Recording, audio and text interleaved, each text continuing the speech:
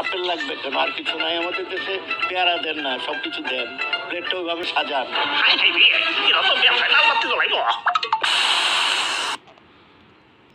Current bill এত, gas bill এত, খাউন খরচ এত, অন্যান্য এত,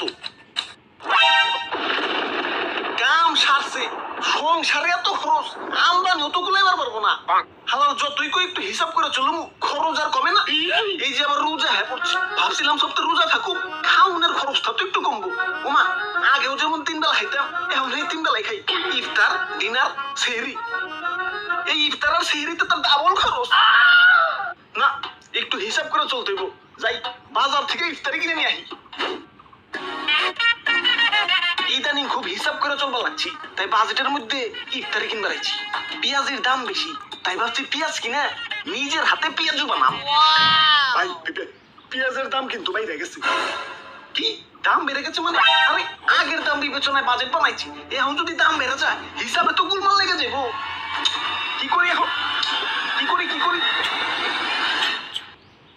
পেঁয়াজ ছাড়াও কিন্তু রান্না হয়। এই পেঁয়াজ নিয়ে এত মানে অস্থির হয়ে পড়ার কি আছে আমি তো জানি না।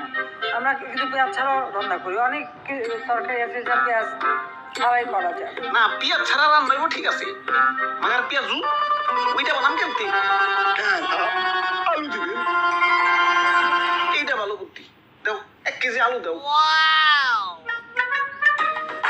বাজার